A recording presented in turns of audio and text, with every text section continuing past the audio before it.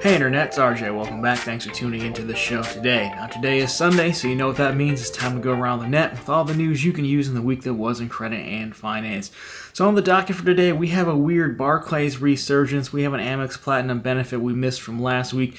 U.S. Bank might be copying Bank of America's model, and we'll close with some Chase bonus points for you for your Black Friday shopping. So of course, if any of that sounds interesting to you, then go ahead, press the subscribe button, and let's get to work. Now we'll lead off here with Barclays, who we don't talk about a lot, probably because I one time called them the junk drawer of credit cards, but look at their catalog, it's not untrue. Well, anyways, Barclays, they only issue co-branded cards now, but at one point they did have their own cards, and we got a random update to one of their cards that you can't apply for, but some folks may have it, so we'll take a look at this now. So primarily here you have it, they're actually adding travel partners to the Barclays Arrival Plus card. So again, this is what it used to look like in case you have it and you're sitting around in your wallet. Now here are the transfer partners that you have. So some of the classics, right? Aeroplan's been getting popular, so they've been out and around, but overall you've got four different partners. So really, it's not that big of a story, it's just kind of more interesting because we don't know if they're all of a sudden updating this card because they might be trying to make a resurgence into issuing their own cards. That could be one potential option of this. So, if you have this card, let us know down below. Do these transfer partners make you glad you're hanging on to it, or what would you want to see Barclays have if they re-entered the market? But overall, I found that to be an odd little story, so I wanted to throw that in.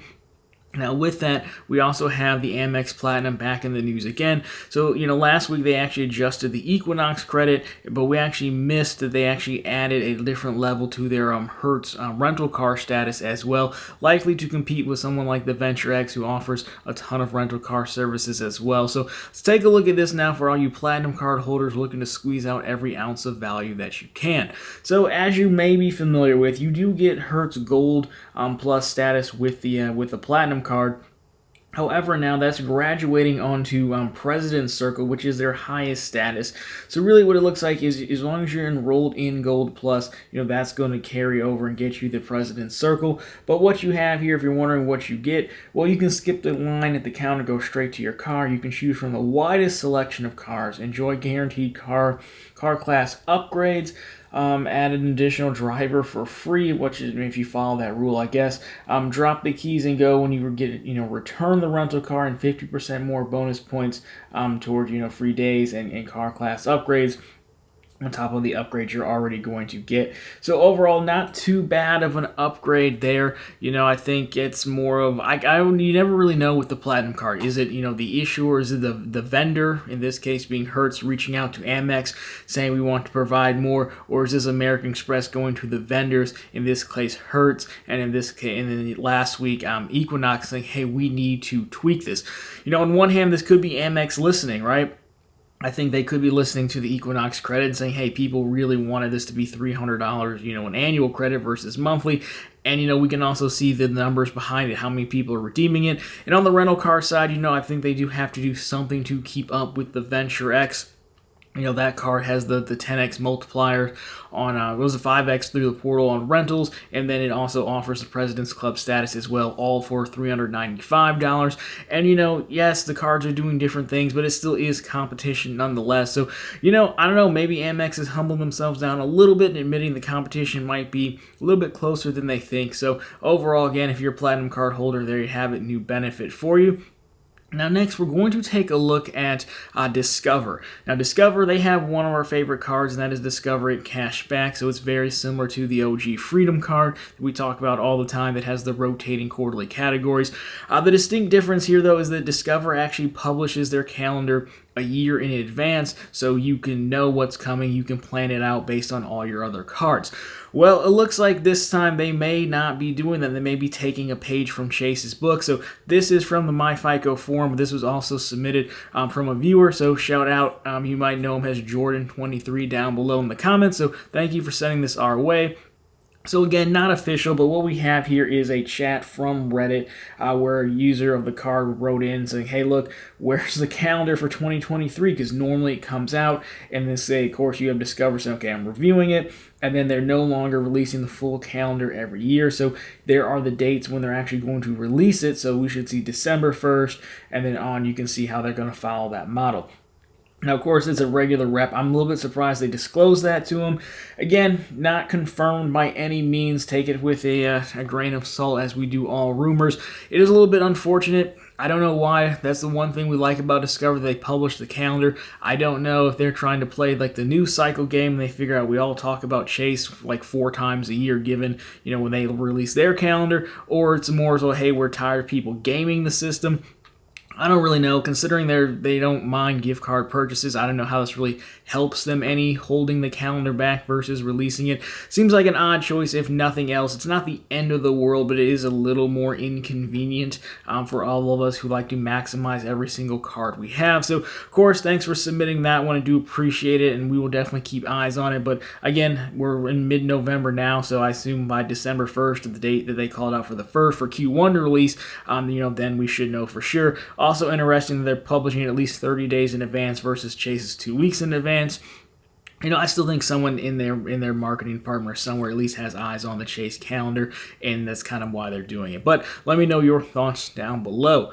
But now we're going to move to U.S. Bank, who we don't talk about a ton, but we have as of late because they had the Shoppers Cash Rewards card come out a week or two ago, which is pretty interesting card. Well, now we're talking about U.S. Bank, like the actual bank accounts and your relationship with them. So they're launching a program that's very analogous to Bank of America's Preferred Rewards. If you don't know what that is, I can link to a video down below. But basically, Preferred Rewards is what Bank of America as a relationship bank does, and they say, hey, better give me more of your money and we'll give you better benefits. That's like the best way to put it. And there are different tiers depending on how much capital you have with Bank of America or Merrill Lynch as well. It doesn't have to be all-in deposit accounts. So U.S. Bank looks like they're trying out something very similar. So let's take a look at this. We'll spend some time going through these benefits to see if it's worth it here. And overall, again, they're kind of calling it Reap the Benefits of U.S. Bank Smart Rewards. So you can see here, we've got it pulled up. We have our obligatory happy person.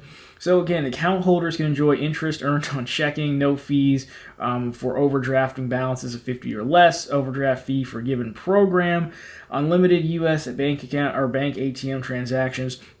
So really what you want to know here is get your monthly maintenance fee waived by maintaining any one of the following criteria. If you're very young or in the older class, you're going to get that, or military. Combined monthly direct deposits of $1,000 or more. Keep minimum average balance of $1,500. Have an eligible U.S. Bank credit card. That could be helpful for many of us. And then, of course, qualify one of the four Smart Rewards tiers. So there are other ways to get into this. But again, the tiered stuff that we're taking a look at now is going to be where the good stuff is likely at.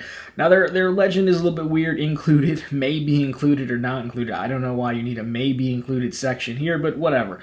So, again, core benefits, less than $20,000, so that's really if you had one of the above.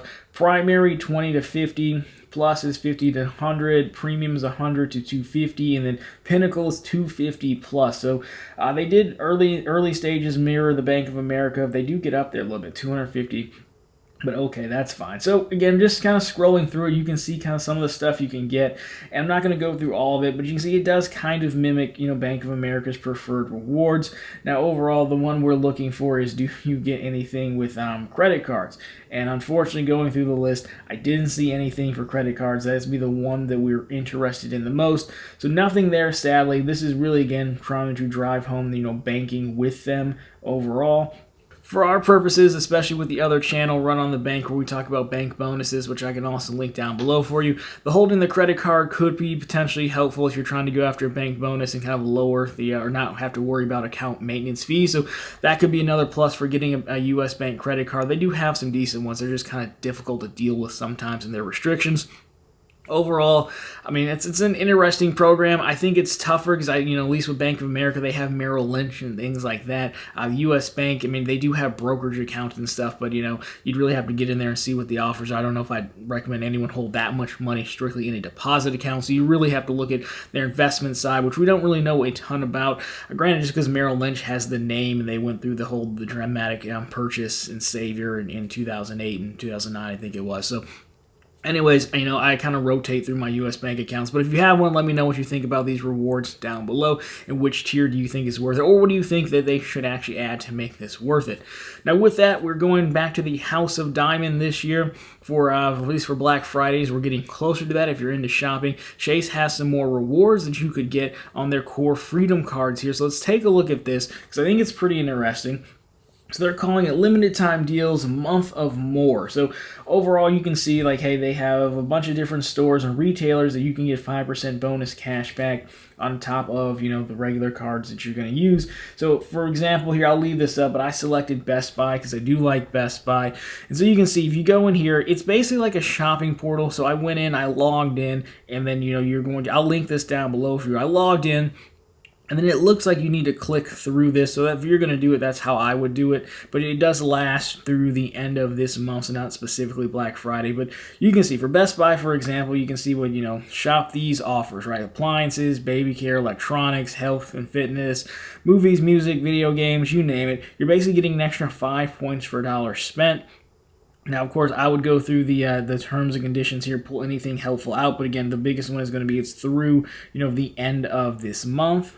And if you read through it again for Best Buy, there's more. There's a lot of products that they're saying aren't included in like Apple brand products, which is kind of Hertz refrigerators, musical instruments. So again, because they have all these terms and conditions on the Best Buy one, I think whichever store you're looking at, you're going to want to read through the terms and conditions. Not going through them all here, just pointing them out because Best Buy would probably be one that I would use. But overall, I think this could be a pretty good pickup.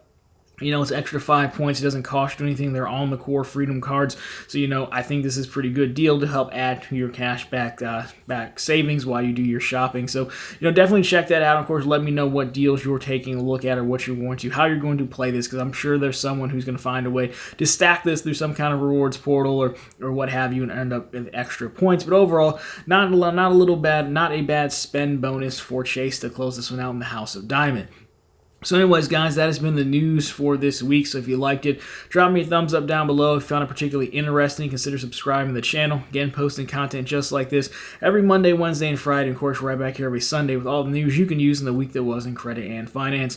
Again, as always, question for you guys. Let me know what you've seen going on in the news. What do you think about these stories, other stories going on as we get closer to the end of the year, making those final pushes for rewards programs and everything. So if you've seen other ones, I'd love to get your thoughts on that. Anyways, guys, that's going to do it for this one. As always, thanks so much for watching. I'll talk to you on Monday.